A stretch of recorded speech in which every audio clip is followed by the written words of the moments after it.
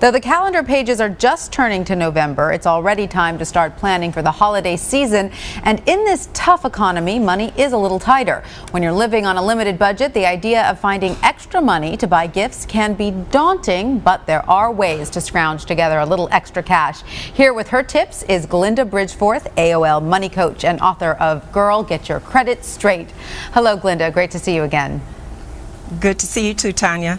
So let's start with this. A recent Gallup poll found that shoppers are expecting to spend $740 on gifts this holiday season, which is $60 less than what they expected to spend last year at this time. Now, I'm wondering if you think that number is going to drop even further as consumers get a good look at their finances. I think that the number will drop, and I'm thinking that because people are becoming more and more aware of how vulnerable we really are, whether we're an entrepreneur or whether we're an employee. I think it's now starting to sink in that our incomes may possibly change, and so I think we're going to be mindful this holiday season as we spend. And you have some great advice for shoppers to help them find a little extra cash this holiday season. First, you suggest we use our holiday savings accounts. Now, this is, of course, a great idea if you had the foresight to set one up. Well, yes, this is true. And if you did, putting away as little as $50 per month starting last year would mean that you have a good $600 to work with right now. So you're ready to go. And if you didn't do that, then I suggest start now, setting up an account so you'll be ready for next year. Absolutely. And for those of us who, again, didn't have that kind of foresight, you also suggest collecting some spare change. I'm wondering, though, Absolutely. How much spare change do a lot of people have these days? It really comes to more than you think.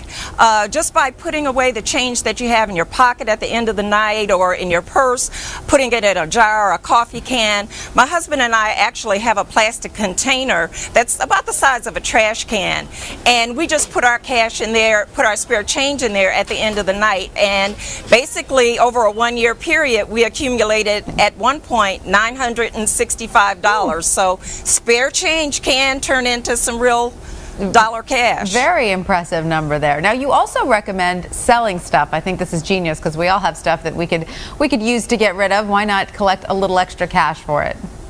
Absolutely. I think that it's a great idea to actually do decluttering once a quarter and basically just go through your house, go through your closets, pick up knickknacks, appliances, clothes, anything that you're not using, and you can sell it on eBay, Craigslist. Yard sales are a great place to sell items, and in addition to that, you can put things on consignment. Absolutely. I'm just wondering, though, about yard sales and stoop sales, all of these things. Can you still get people to come to one when the weather gets a little colder? Are they more effective in the warmer days? No, it's much more effective in the warmer days. But for those of your viewers that are in the warm climates, this is something that you can still continue to do. Right. I wanted to have one myself, but I thought it'd be a little too cold.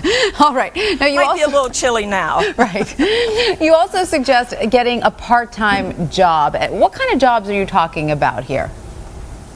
Well, you know, a lot of retailers nowadays are hiring, especially before the holidays. Some of the retailers that used to close at, say, 6 o'clock or 9 o'clock, they're staying open until 11 p.m. So they are looking for additional employees. So it's a good place to start with retailers. And a lot of those retail jobs have added perks like employee discounts, which come in very handy if you're doing holiday shopping, correct? This is correct. But in addition to that, I also warn people to be careful because those discounts can get very enticing, and you could end up overspending just because of that benefit. That's right. You certainly don't want to end up in debt to your employer if you work in a retail store. That's right. Along the same lines, you also recommend selling or bartering services. What are some of those? Well, selling the services that you have to offer, I think we all have gifts and talents and things like that. But something as simple as house sitting or pet sitting, those are some things that you can do, offer your service, and especially as the holidays come up, people are going to go away for Thanksgiving and for Christmas and so forth. So they might be apt to have you house sit. In terms of bartering for services, I had a client once who made an agreement with her hair salon that she would clean the floors at night, and then that way she and her family got their haircuts for free. Nice, very good. Now there are also, in case people don't get the wrong idea here, there are also some very important don'ts. We don't want people to use, for instance, a home equity loan to pay for their holiday shopping. Right. A home equity loan is not a good idea. Right now the housing values are so low, and if you get loans, then what you're doing is you're continuing to eat up the equity that you do have in your home. So I'm a believer in using cash during the holiday season. Absolutely. And also don't use retirement funds. That money is being set aside for a very good reason, right? That's exactly right. It's for a long-term benefit, and you don't want to use your long-term benefit for short-term gratification. So I recommend that you use some of the other tips that we talked about. And what about making your own holiday gifts? Oh, I love that idea.